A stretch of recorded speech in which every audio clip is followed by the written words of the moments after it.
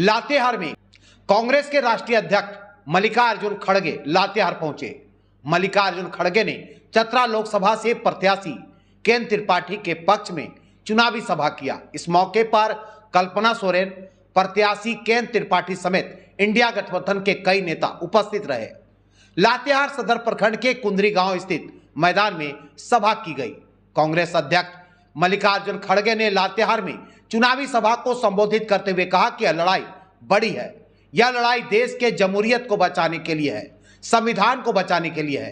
कांग्रेस के राष्ट्रीय अध्यक्ष मल्लिकार्जुन खड़गे ने केंद्र की मोदी सरकार पर निशाना साधते हुए कहा कि 70 वर्षों में कांग्रेस कुछ नहीं करती तो आप शासन में नहीं होते। हमने जमहूरियत कायम किया है, तुमने डिक्टेटरशिप कायम किया है।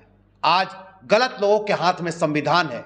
हेमंत सोरेन को जेल भेजने मामले पर मल्लिकार्जुन खड़गे ने हमला करते हुए कहा कि आप स्वतंत्र होकर चुनाव लड़ो, गठबंधन में जाओगे तो ये लोग गरीबों को मारना चाहते हैं, अमीरों को बचाना चाहते हैं।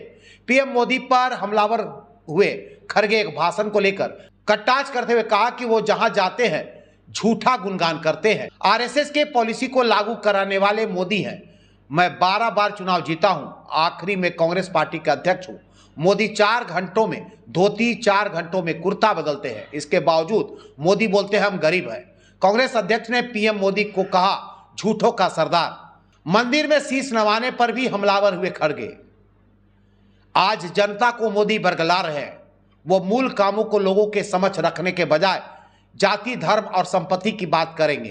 कन्नड़ के कहावत को हिंदी में रूपांतरित किया। ऐसे लोगों को वोट करेंगे तो देश बर्बाद हो जाएगा। पार्लियामेंट उद्घाटन में राष्ट्रपति को बुलाया नहीं।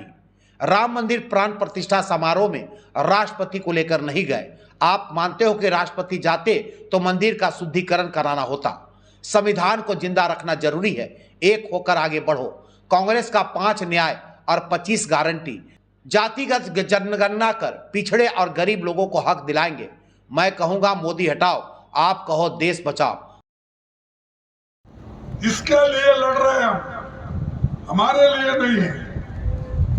हम तो लड़ेंगे, पहले से आदत है लोगों के लिए लड़ना, लड़ते लड़ते मरना। लेकिन ये लोग मारना चाहते हैं, गरीबों को मारना चाहते हैं, अमीरों को बचाना चाहते हैं। तो भाइयों, ये तो होने वाला नहीं है, क्योंकि हमारे लोग बड़े मजबूत हो गए, समझदार हो गए और वो यही कहते हैं मोदी जी आप हटो, जगह छोड़ो, गरीब के लीडर आ रहे हैं, उनको जगह दो बोल रहे। और बात बात को मुझे समझ में नहीं आता कि मोदी जी हर जगह जाते हैं, कहीं रोते हैं, कहीं मैं मजदूर का बेटा बोलते हैं, कभी चाय बेचने वाला हूं बोलते हैं।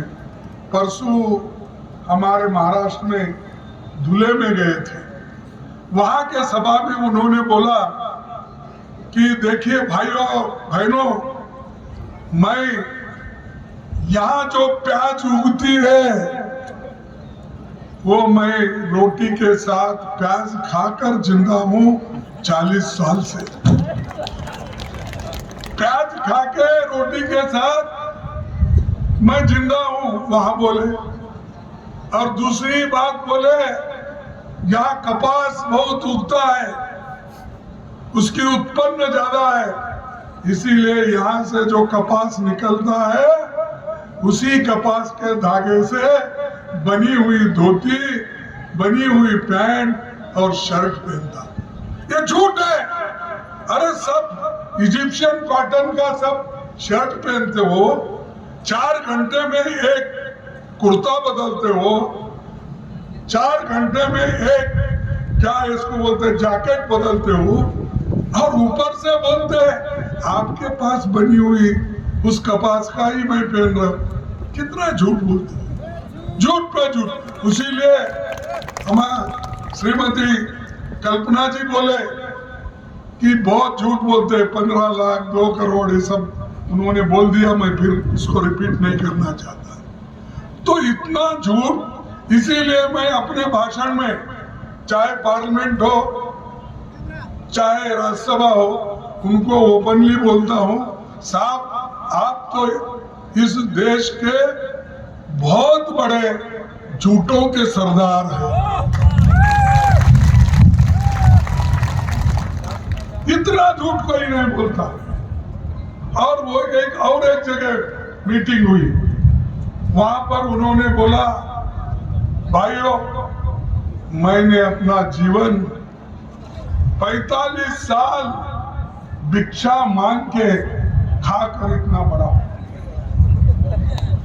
झोली डाल के भिक्षा मांग कर मैं 45 साल। वहीं जेएमएम के महिला नेत्री कल्पना सोरेन ने कहा कि आज देश महंगाई की मार झेल रही है। इस पर भाजपा नहीं बोलती, बल्कि झारखंड के बकाया राशि की मांग झारखंड के आदिवासी मुख्यमंत्री हेमंत सोरेन ने केंद्र सरकार से की, तो उन्हें केंद्र सरकार की जांच एजेंसी के ईडी ने जेल भेज दिया। लेकिन जनता इसका हिसाब अपना वोट से लेगी। लातेहार से आशीष बैद की रिपोर्ट। में आप लोग ना सोए, लोगों की मौत ना हो, भूखे से मौत ना हो, इसको सुनिश्चित करने के लिए हरा राशन कार्ड लाया।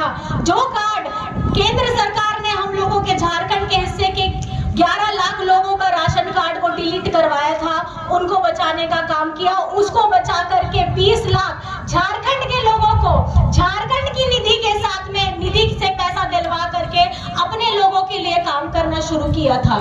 और ये आप केंद्र सरकार में बैठे लोग वहां से सोचते हैं कि हम झारखंड को पैसा भी नहीं देंगे, हम कुछ नहीं देंगे, देखते हैं कि ये झारखंड कैसे आगे बढ़ता है। लेकिन मैं आपको बता देना चाहती हूँ, आज हेमंत सोरेन जी के नेतृत्व में जो ये सरकार चल रही है, आज उन्होंने अपना जितना भी कार्यकाल पूरा किया है, आपके सामने में सर्वजन पेंशन की योजना है, आपके सामने में अबुआ आवास की योजना है, आपके सामने में हरा राशन कार्ड की योजना है, आपके सामने में सावित्रीबाई फुले योजना है, आपके सामने में मरांग गोमके योजना है, आपके सामने में किसान कृषि ऋण माफी योजना है।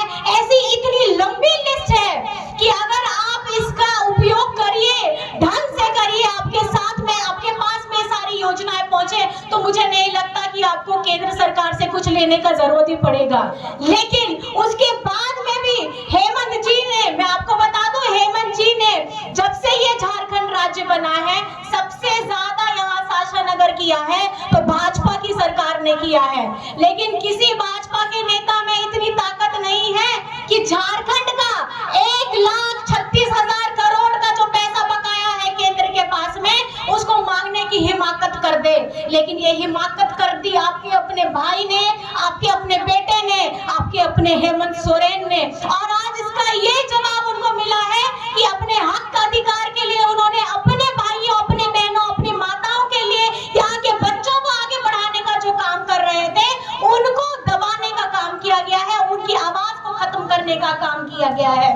और ये जेल भेजने का काम पूरी तरीके से सुनियोजित था, ताकि ये चुनाव से पहले इन लोगों को जेल में, हेमंत जी को जेल में डाल दें। किस लिए? क्योंकि ये गरीब का आवाज था। किस लिए डाल दें? क्योंकि ये दलित का आवाज था। किस लिए डाल दें? क्योंकि ये आदिवासी का आवाज था। किस लिए डाल दें? क्योंकि ये अल्पसंख्यक का आवाज था। किस लिए डाल दें? क्योंकि ये जरूरतमंद का आवाज था। किस लिए डाल दें? क्योंकि ये किसान का आवाज था। किस लिए डाल दें? क्योंकि ये मजदूर का आवाज था। आज मैं ये सवाल सिर्फ आपसे पूछना चाहती हूँ कि आपको ये चुनाव में हेमंत जी का साथ देना है कि नहीं देना है? देना है कि नहीं देना है? देना है। इंडिया गठबंधन को मजबूत करना है। हेमंत सोरेन जी ने इसको जो ये लोगों ने षड्यंत्र करके जेल के अंदर में डाला है, इसका करारा जवाब देना है कि नहीं देना है? देना है। आज आपके हाथ ही उठे हैं, आपका हाथ से ये आशीर्वाद आप हमारे यहाँ के प्रत्याशी केएन त्रिपाठी जी को दीजिएगा कि नहीं दीजिएगा? दीजिएगा कि नहीं दीजिएगा? ये सवाल है मेरा आपसे, क्योंकि ये हेमंत सोरेन जी की सेना का ये सिपाही है, ये हमारे इंडिया गठबंधन का सिपाही है। आप इनको आशीर्वाद दीजिएगा कि नहीं दीजिएगा? और हाथ का छाप, ये हाथ का छाप है जो उस दिन आपको हाथ वोट देना है, अपने दोनों हाथ उठा के दिखा दीजिए कि ये हाथ का छाप आज किस्मत